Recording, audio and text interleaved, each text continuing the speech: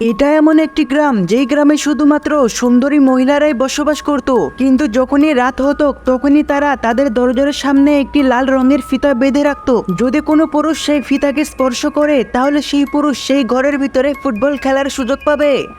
এই নিয়মটা এই গ্রামে প্রায় প্রাচীনকাল থেকেই চলে আসছিল। এরপরে আমরা দেখতে পাই জিসান এবং তার বন্ধু এই গ্রামে বেড়াতে এসেছিল। তারা দুইজনেই তাদের সামনে থাকা দুইজন সুন্দরী মহিলাকে নাচতে দেখে জিসান যখনই সেই মহিলাদের দিকে তাকায় তখনই তারা লজ্জা পেয়ে সেখান থেকে চলে যায়। এরপরে একজন মোটা মানুষ জিসান এবং তার বন্ধুকে বলে, এই গ্রামের নিয়ম হলো সকালবেলা কোনো মহিলা কোনো ছেলের সাথে কথা বলতে পারবে না, তবে রাত হলে তোমরা দুইজনেই যে কোনো মেয়ের সাথে ফুটবল খেলতে পারবে। এটা শোনার পরে জিসানের লুচ্চা বন্ধু বলে, আরে আমি তো ফুটবল খেলতে খুবই পছন্দ করি।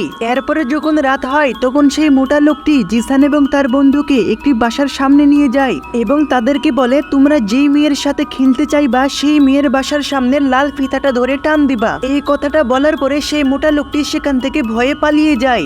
জিসান খুবই চিন্তায় পড়ে যায়, সে তো বুঝতেই পারছিল না এখানে এমন কি ধরনের ফুটবল খেলা হয়। সে দেখতে পায় সামনে একজন পাগলা লোক বসেছিল। সে যখনই তার কাছে যায় তখনই সে পাগলা লোকটি ভয় পেয়ে যায় এবং সে সেখান থেকে ভয়ে পালিয়ে যায়। জিসান যখন সেখানে দাঁড়িয়ে ছিল তখন তার সামনে থাকা একটি বিল্ডিং থেকে একজন মহিলা জিসানকে ডাক দেয় এবং জিসানের উপর একটি জুতা ছুঁড়ে মারে এবং বলে, খেলতে চাইলে চলে আসো। জিসান নামক ভালো ছেলেটি যখনই সেই ঘরের ভিতরে প্রবেশ করে তখন সে দেখতে পায় এই ঘরের ভিতরে তো কোনো ময়দান নেই, তাহলে এই ছোট একটি ঘরের ভিতরে ফুটবল খেলা কিভাবে হবে।